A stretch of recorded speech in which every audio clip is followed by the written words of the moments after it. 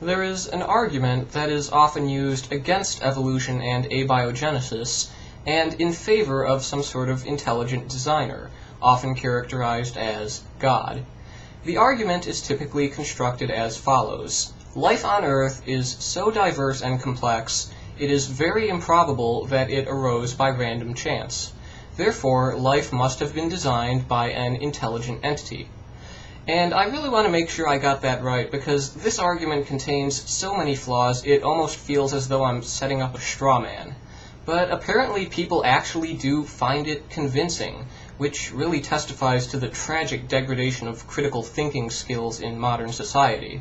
In a less formal context, this argument is often seen as a personal expression of incredulity. I just can't believe that everything is here by accident. And that's actually quite revealing, because personal incredulity is the backbone of this argument, even in its more well-articulated forms. And this is fallacious. It is not a valid argument to say, I just can't believe it and therefore it must not be true. If you use this argument, you're not even discussing the phenomenon in question. You're just making a statement about yourself and how you feel about it, which has no bearing whatsoever on the phenomenon itself. It's just not an argument. And this is a ridiculous and poorly informed objection anyway, because the diversity of life did not arise by random chance, or by accident, or however they choose to mischaracterize evolution. A degree of randomness is present in the genetic code of organisms. This randomness is introduced by mutations and by genetic recombination and reproduction. And an organism's genetic code heavily influences its phenotype, that is, the various traits it will express. An organism's traits will affect whether or not it is capable of surviving in its environment and reproducing to pass on its traits. So the question of its survival is not random. If it can survive in its environment, it will. If not, it will die. That is not random. That is called natural selection. That's what natural selection means. Selection. An organism's survival is not determined by a coin toss. It is not the result of random chance. If it were, evolution wouldn't work. Richard Dawkins phrased this as the non-random survival of randomly varying replicators, which sums it up quite succinctly. There's another flaw in the original argument. Even if we uncritically accept that life evolved by chance alone, and that this is massively improbable, why would this lead to the conclusion that an intelligent entity designed all these life forms? If this is about probability, does that mean it's more probable that an intelligent being created all the life on Earth? What is the probability of that? How likely is it that an entity so powerful and intelligent even exists, let alone actually designed every life form on the planet? How is it that this being left no evidence of its handiwork, or even its own existence, and instead left a trail of false evidence that consistently misleads us to the conclusion that life evolved? And wouldn't this designer be as complex as, or even more complex than the diversity of life it designed? So where did this designer originate from? Did it come into existence by chance? What's the probability on that one?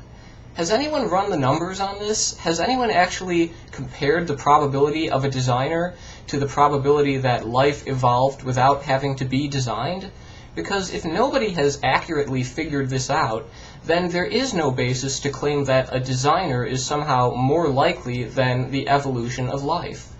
Yet even if we did accept that evolution is incredibly improbable, and even if it was far more probable that life was designed by an intelligent being, this argument still would not accomplish its goals. It would not prove that evolution didn't happen, and it would not prove an intelligent designer exists.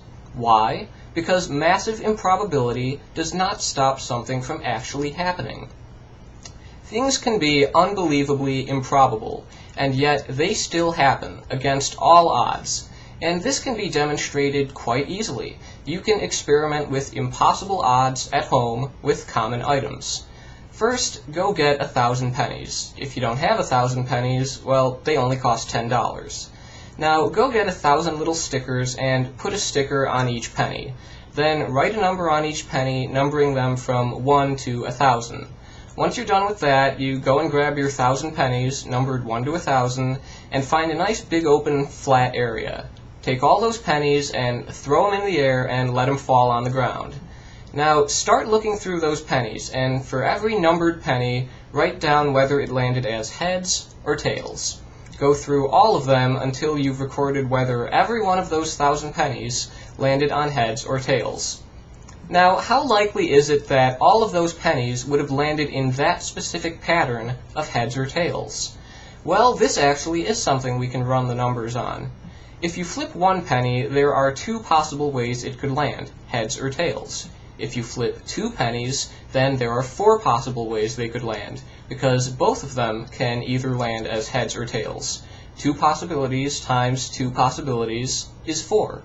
And if you add a 3rd penny, then again, you're multiplying that by the 2 possibilities of the new penny, and you've got 8 possibilities in total. And if you keep going up to 1,000, that's 2 times 2 times 2 times 2, and so on, 1,000 times. It's 2 to the power of 1,000. So what does that come up to? Well, it's a big number, a really big number. It's about 10 to the power of 301. That is 1 followed by 301 zeros. That is a huge number, and that is the number of possible ways 1,000 pennies could land. So the probability that your pennies would land in the specific configuration that they did is 1 in 1 followed by 301 zeros. Do you have any idea how unlikely that is? Those are astronomical odds. In fact, they're beyond astronomical. If you flipped 1 trillion sets of 1,000 pennies 1 trillion times every nanosecond from since the universe began, it's still very unlikely that you would have gotten 2 identical results by now.